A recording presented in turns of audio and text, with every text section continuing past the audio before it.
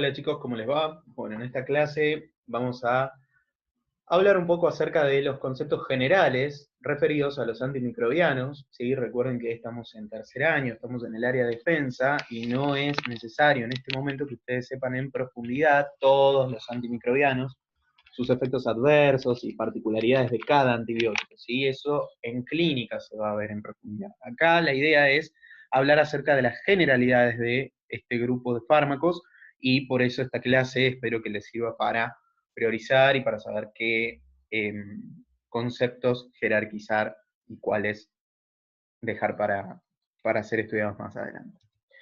Bueno, en principio vamos con algunos conceptos, ¿sí? Cuando hablamos de antimicrobiano, hacemos referencia a medicamentos que actúan inhibiendo la replicación de los microorganismos, por lo que se utilizan para el tratamiento de las enfermedades infecciosas. Cuando yo hablo de antimicrobiano, hablo de en general, ¿sí? Dentro de los antimicrobianos vamos a clasificarlos en antibacterianos, antifúngicos, antivíricos y antiparasitarios, según el grupo de organismos sobre los cuales actúan. Cuando hablamos de antibiótico en sentido estricto, ¿sí? Un antibiótico es un antimicrobiano natural, producido de manera natural por algunos microorganismos. ¿Sí? Los ejemplos clásicos son la penicilina, que es producida por un hongo que se llama Penicillium notatum, y la vancomicina, que es producida por Streptomyces orientalis. Esos son antibióticos en sentido estricto. Pero ¿qué pasa? En la jerga médica, en el vocablo médico, uno utiliza la palabra antibiótico como sinónimo de la palabra antibacteriano. ¿Sí? Por lo general, eso es así. Los antimicrobianos además pueden ser semisintéticos o pueden ser sintéticos. Un antimicrobiano, antibiótico semisintético es aquel que se obtiene a partir de antibióticos, pero que son modificados en un laboratorio por métodos químicos para obtener derivados con mejores propiedades, o sea que no son 100% naturales como los antibióticos. Y luego tenemos los quimioterápicos que son 100% sintéticos, o sea, 100% generados en un laboratorio.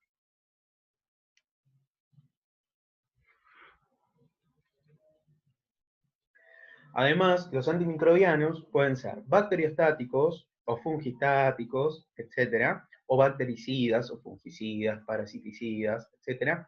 Los primeros inhiben la multiplicación de los microorganismos y los últimos los matan. O sea, estático hace referencia a inhibir la replicación de ese microorganismo y el sufijo sida con C hace referencia a matar, ¿sí? Insecticida, bactericida, etc.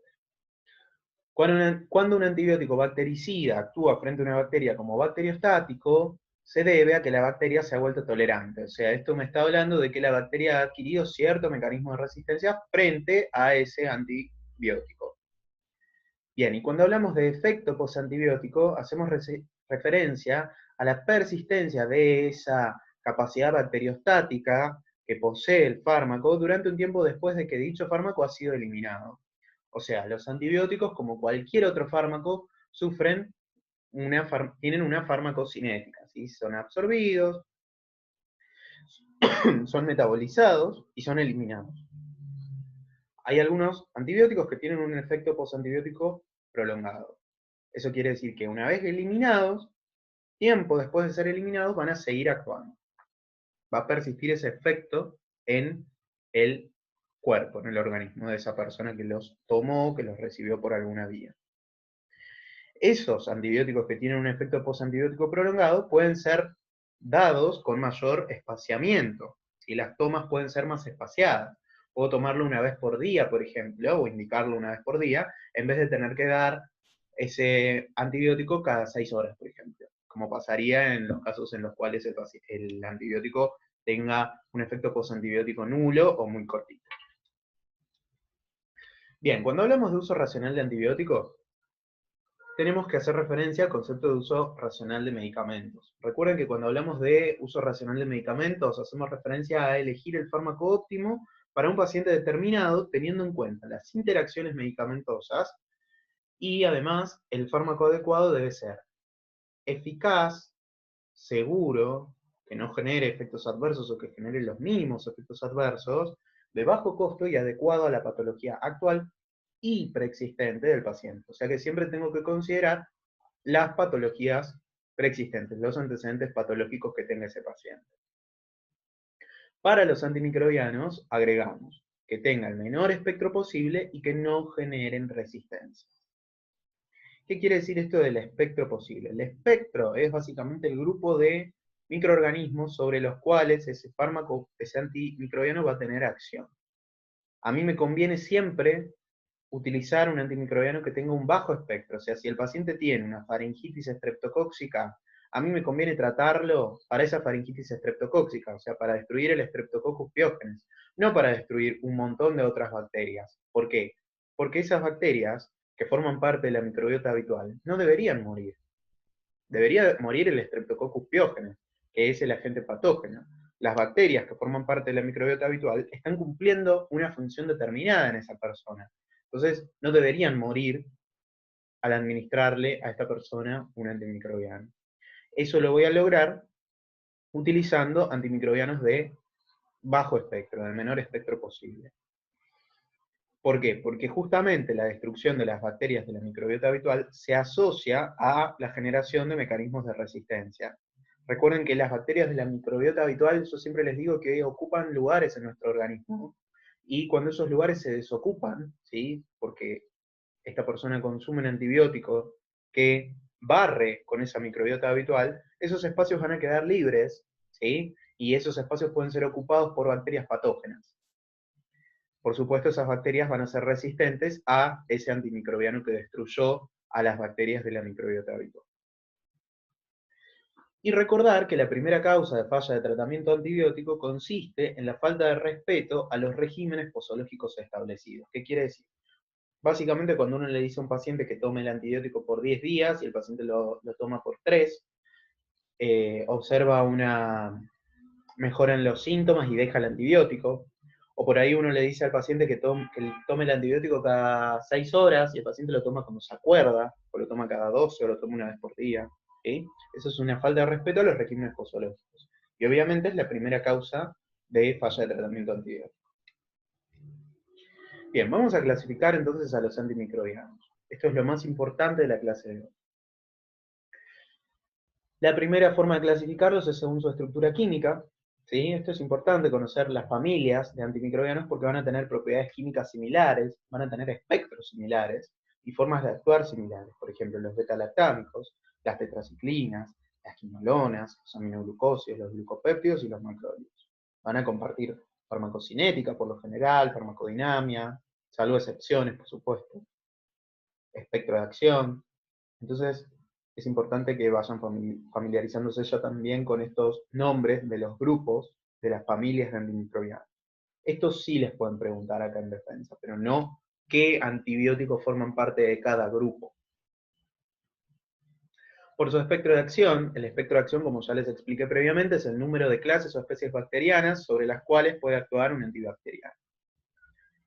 Vamos a tener los de amplio espectro, que son los que actúan sobre bacterias, hongos, protozoos, o bien sobre diversas especies bacterianas. Por ejemplo, las tetraciclinas, algunos beta-lactámicos, el metronidazol y el cotrimoxazol. Después vamos a tener a los de espectro intermedio, que actúan sobre un número más limitado de especies, como por ejemplo los macrólidos y los aminoglucósidos. Y después vamos a tener a los de espectro reducido, que solamente van a tener efecto ante un número limitado de especies, como por ejemplo los glucopéptidos. Dentro de los glucopéptidos vamos a tener, por ejemplo, la vancomicina. Yo siempre les menciono que la vancomicina es el fármaco top para gram positivos. ¿Sí? Recuerden que, por ejemplo, en una infección frente a un Staphylococcus aureus meticilino resistente, que es una causa muy frecuente de infecciones severas, ¿sí? Y que básicamente esa bacteria es resistente a otros antimicrobianos, la vancomicina es el fármaco de elección. Pero la vancomicina es un fármaco que no va a actuar frente a Streptococcus, por ejemplo. Bien, después tenemos según el tipo de microorganismo sobre el cual actúa. Antibacteriano, antifúngico, antiparasitario y antiviral, como ya mencioné al principio de la clase. Según su efecto antimicrobiano, bacteriostáticos o bactericidas. Según su origen, naturales con modificación en el laboratorio o artificiales. Antibióticos, antibióticos semisintéticos o quimioterápicos. Esto también ya lo mencioné al principio. Y después tenemos la clasificación según su mecanismo de acción, que esto es muy importante y lo preguntan mucho. Vamos a tener los que actúan sobre la inhibición de la síntesis de la pared celular, son por lo general fármacos bactericidas, antimicrobianos antibacterianos bactericidas, ¿sí? Porque justamente al destruir la pared celular, destruyen la bacteria. Una bacteria no puede vivir sin su pared celular. Y ahí vamos a tener a los betalactámicos, tales como las penicilinas, las cefalosporinas, los monobactámicos y los carbapenémicos. Después tenemos los glucopéptidos como la vancomicina y la fosfomicina.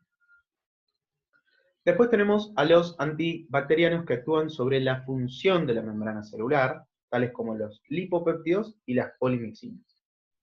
Después tenemos los que actúan sobre la síntesis proteica. Estos van a ser por lo general bacteriostáticos. Pueden producirse a nivel de la subunidad 50S ribosomal o la subunidad ribosomal 30S. Sobre las 50S actúan los macrólidos, las glicilciclinas y los anfenicoles. Y sobre la subunidad 30S, los aminoglucósidos y las tetraciclinas. Importante es saber que los aminoglucósidos son fármacos bactericidas. Se cree que por otro mecanismo de acción, que todavía no está bien dilucidado. Y por último tenemos los que actúan sobre la síntesis de ácidos nucleicos. Obviamente en el núcleo, ¿sí? Lo cual puede producirse a nivel de la inhibición de la síntesis de ADN, como las sulfas o sulfamidas, la inhibición de la duplicación del ADN, como las quinolonas, y la inhibición de la transcripción, como las rifamicinas. Entonces acá tenemos este cuadro, este gráfico. Vamos a tener los que actúan sobre la pared, ¿sí? Está arriba a la izquierda, ¿sí? Las penicilinas, cefalosporinas, imipenem, meropenem, que esos son carbapenémicos, la vancomicina, la teicoplanina y la bacitracina. Después tenemos los que actúan sobre la membrana celular, como mencioné, las polimixinas.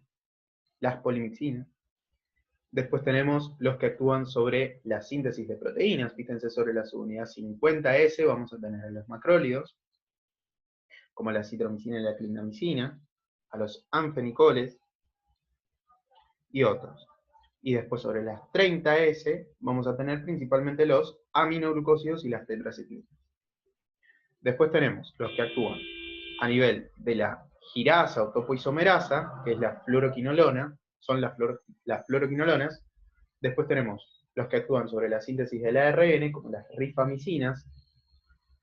Y después tenemos los que actúan sobre el metabolismo del ácido fólico, ¿sí? Que es fundamental para la síntesis del ADN, el ácido fólico. Y ahí tenemos a las sulfas, ¿sí? Particularmente el cotrimoxazol o trimetoprim sulfametoxazol, que lo van a conocer bajo el nombre comercial de Bactrim. Después tenemos también unas cuestiones que hay que considerar, que son los mecanismos de resistencia a los antimicrobianos. Bien, la resistencia surge cuando la bacteria sufre modificaciones o adquiere nuevas propiedades que impiden la acción del antimicrobiano. ¿Qué es la presión de selección? La prevalencia creciente y la diseminación de la resistencia es un resultado de la selección natural y debe verse como un fenómeno esperado dentro de lo que Darwin llamó supervivencia del más apto. ¿Sí? ¿Cuáles son las bacterias que van a sobrevivir? Y las que tengan características que les otorguen beneficios, características beneficiosas. ¿Cuáles pueden ser esas características? Alguna proteína, alguna capacidad que le permita resistir a la presencia de un determinado antibiótico. ¿Sí?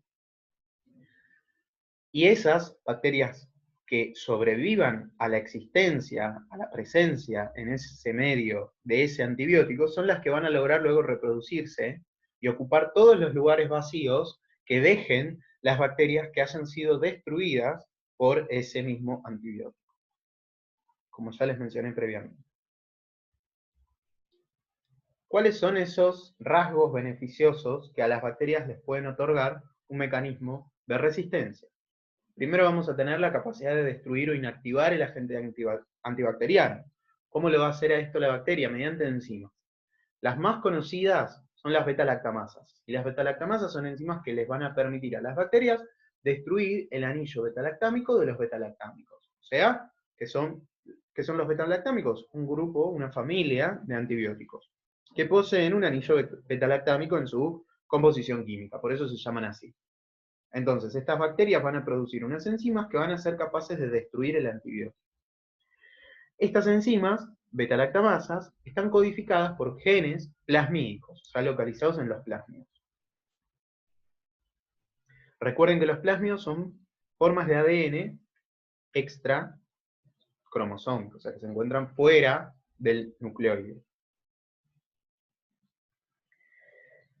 ¿Qué pasa? Hay algunos antimicrobianos que poseen lo que se conoce como inhibidores de las beta-lactamasas, que son compuestos agregados a esos antimicrobianos para evitar justamente que las bacterias que producen beta-lactamasas puedan destruir al fármaco beta-lactámico, de manera tal que éste pueda actuar.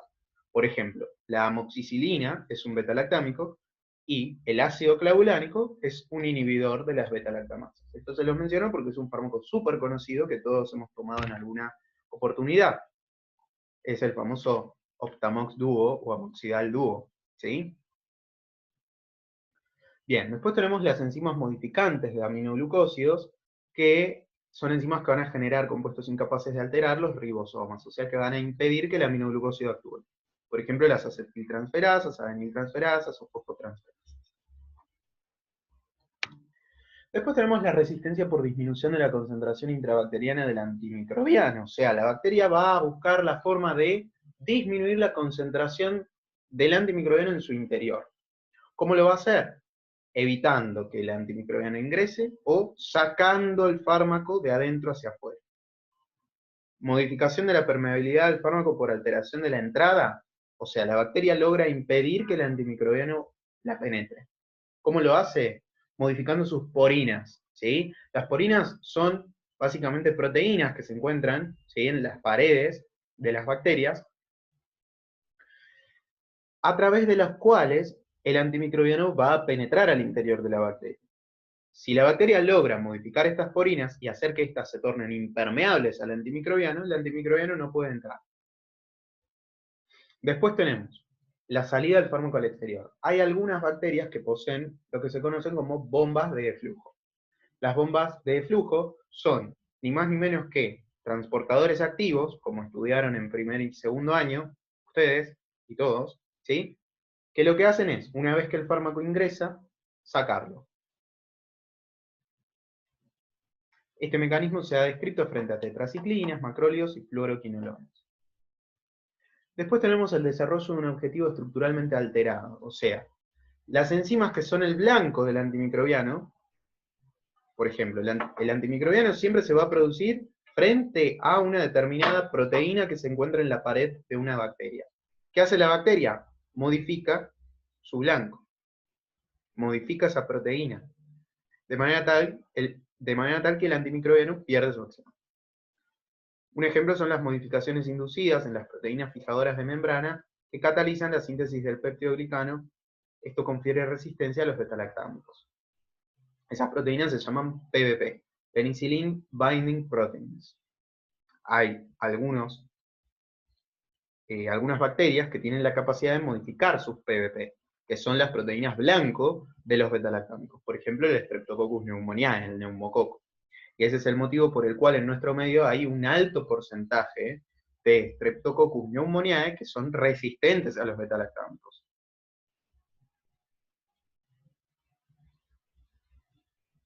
Después tenemos el desarrollo de vías metabólicas alternas. En este caso no hay transmisión de genes, sino que la modificación se debe a una mutación en el propio genoma bacteriano de manera irreversible, espontánea o inducida por agentes externos. Básicamente la bacteria modifica su metabolismo y al modificarlo también de alguna manera logra que el antimicrobiano no le afecte. Pero en este caso no hay ningún tipo de transmisión de genes. Ahora sí, el quinto mecanismo es la transferencia genética, que se puede dar a través de tres maneras: la conjugación, la transformación y la transducción. La conjugación es la transferencia de genes beneficiosos, obviamente, genes que otorgan resistencia a través de plásmidos, ¿sí? Recuerden que los plásmidos, como les dije previamente, son formas de ADN extracromosómicos. Las bacterias pueden transferirse de una a otra bacteria esos plásmidos, que contienen en su interior genes. y utilizar esos genes para sintetizar esas proteínas que les otorgan, por ejemplo, las beta-lactamasas. La capacidad de sintetizar beta-lactamasas, que destruyan ese anillo beta-lactámico de la penicilina, de la amoxicilina, etc. Después tenemos la transformación. En este caso, los genes son transferidos de una bacteria a otra como ADN desnudo. En este caso, lo que necesito es, la bacteria que posee esos genes beneficiosos se muere, se lisa su membrana y ese ADN pasa al medio extracelular. Desde ahí, otra bacteria los toma, o sea, toma ese ADN de su medio circundante, ese ADN que dejó la bacteria que se murió. Y ahora ese ADN se ha incorporado al interior de una nueva bacteria. Por supuesto, esta nueva bacteria cuenta con esos genes ventajosos para el desarrollo de resistencia. Y por último tenemos la transducción, en el cual esos genes son transferidos de una bacteria a la otra a través de bacteriófagos o fagos. Los bacteriófagos o fagos son virus que infectan a bacterias. Entonces, si una bacteria que posee genes beneficiosos es infectada por un virus, un bacteriófago, y luego este virus penetra en otra bacteria, este virus puede transferirle los genes de la primera bacteria a la segunda, esos genes beneficiosos que otorgan resistencia. Por último tenemos la farmacodinámica de los antimicrobianos, donde vamos a tener algunos conceptos importantes. Por ejemplo, el cociente inhibitorio, que es básicamente la, digamos, Cmax sobre Sim. Es un parámetro que nos permite predecir la eficacia farmacológica de los antibacterianos dependientes de la concentración, que son los aminoglucósidos y las quinolonas. Después tenemos el área bajo la curva del antibacteriano, que se calcula como área bajo la curva sobre concentración inhibitoria mínima. Es un parámetro que nos permite predecir la eficacia farmacológica de los antibacterianos dependientes del tiempo con persistencia alta, tales como la citromicina, las tetraciclinas y los glucopéptidos. Y después tenemos el tiempo por encima de la CIM, que es el tiempo durante el cual la concentración del antibacteriano supera la CIM del microorganismo. Es un parámetro que es eficaz para predecir la eficacia farmacológica de los antibacterianos dependientes del tiempo con persistencia baja, tales como los beta-lactámicos, los macrólidos, excepto la acitromicina. Recuerden que CIM es concentración inhibitoria mínima, es la cantidad mínima de antibacteriano que inhibe el crecimiento bacteriano, y CBM es la concentración bactericida mínima, la cantidad mínima de antibacteriano que produce muerte bacteriana. Entonces, estos parámetros farmacodinámicos nos dejan tres grandes grupos de antimicrobianos al clasificarlos desde el punto de vista farmacodinámico. Vamos a tener los concentración dependientes, que son los aminoglucósidos y las quinolonas. El parámetro farmacodinámico que los define va a ser la Cmax sobre la CIM. ¿Cómo los tenemos que administrar? En dosis altas y espaciadas. ¿Por qué? Porque tienen efecto posantibiótico largo y mayor biodisponibilidad. Entonces, quizás los tengo que dar una vez al día y es suficiente, ¿sí?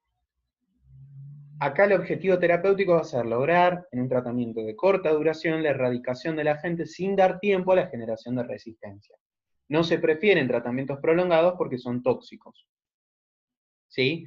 Pero con una dosis que supere la CIM, más su efecto postantibiótico, es suficiente, ¿sí? Porque son fármacos, como dije, dependientes de la concentración. Doy dosis altas, pero por poquito tiempo, porque yo sé que tienen un efecto postantibiótico prolongado, entonces por más que el fármaco yo no lo esté administrando, va a seguir ejerciendo un efecto en esa persona. Bien, después tenemos los dependientes del tiempo, de alta persistencia, como la citromicina, que es un macrólido, y las tetraciclinas. Acá el parámetro farmacodinámico que los define es el área bajo la curva sobre la CIM. Hay que administrarlos en dosis intermedias, más espaciadas que los de persistencia baja, porque tienen mayor biodisponibilidad y mayor efecto postantibiótico, pero menor biodisponibilidad y menor efecto postantibiótico que los dependientes de la concentración.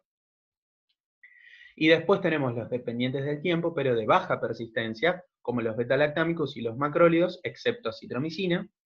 El parámetro farmacodinámico que los define es el tiempo que se encuentren por encima de la CIM. Acá hay que dar dosis bajas, poco espaciadas, o sea, muy seguidas, una dosis cada vida media, para no permitir que la concentración del antibiótico caiga por debajo de la CIM, porque acá fíjense que el parámetro que los define es el tiempo por el cual la concentración de este fármaco se encuentre por encima de la CIM. O sea que lo tengo que dar por bastante tiempo, manteniendo una concentración por encima de la CIM. Dosis bajas, pero mucho tiempo. Tienen bajo efecto postantibiótico y baja biodisponibilidad. En los dependientes del tiempo, el objetivo del tratamiento es lograr que el tiempo durante el cual la concentración del antibiótico supera la CIM sea prolongado, por eso damos varias dosis más chiquitas, pero por tiempo más prolongado. Recuerden que las concentración dependientes eran dosis bien altas, pero por poquito tiempo. Y bueno, eso es todo lo que, o al menos lo más importante, referido a generalidades de antimicrobianos. Espero que se haya comprendido. Estoy disponible para cualquier duda. Saludos.